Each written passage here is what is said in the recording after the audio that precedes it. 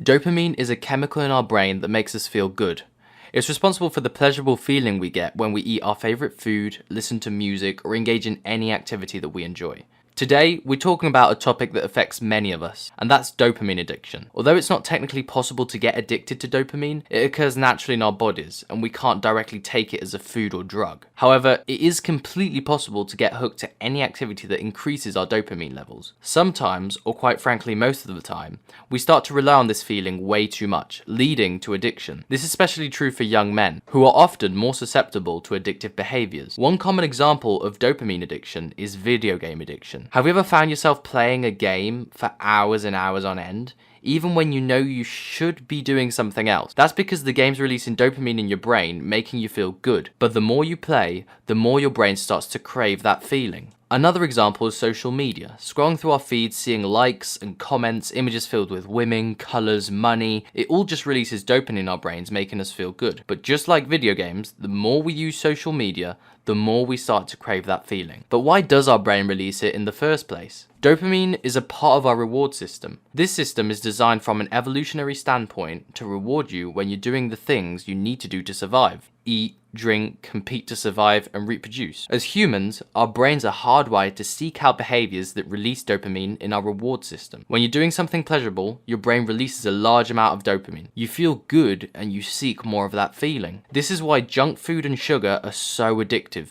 They trigger the release of a large amount of dopamine into your brain, which gives you the feeling that you're on top of the world and you want to repeat that experience over and over again. Back in the day, even going back to prehistoric times, none of this was at our fingertips.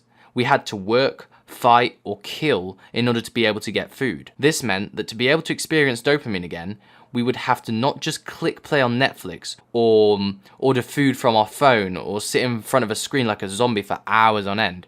We'd actually have to be fit and become the best version of ourselves as men in order to survive and eventually achieve our goals. This doesn't mean I'm saying you have to go out and kill for food.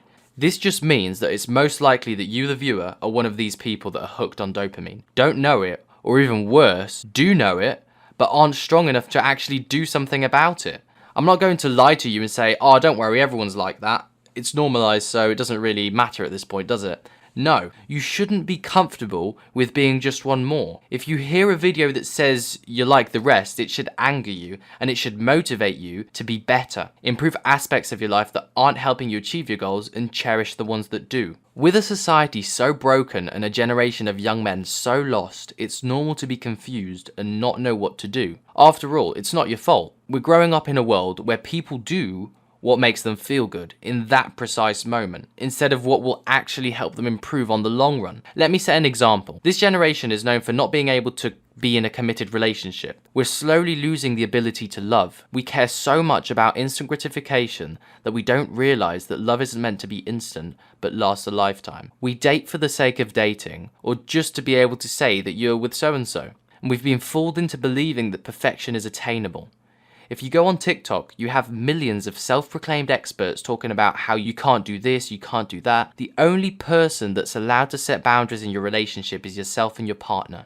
But of course, your partner isn't a 15-second TikTok, so I won't pay attention to them. Plus, there's this girl on Instagram that looks way better, so why should I make do, right?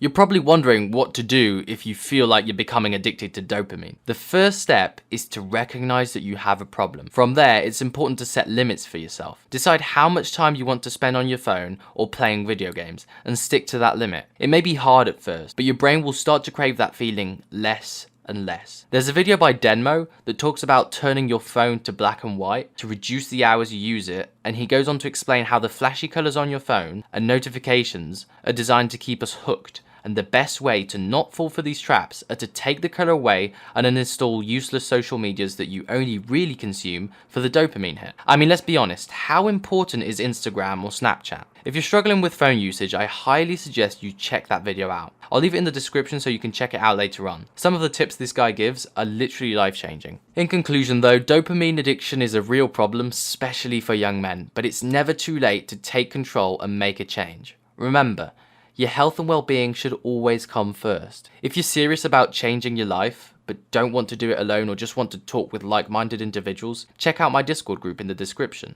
Also, make sure to subscribe and like. You never know, this video might open the eyes of so many people that are still slaves to the system and haven't even noticed yet. Thanks for watching, guys. Monkey out.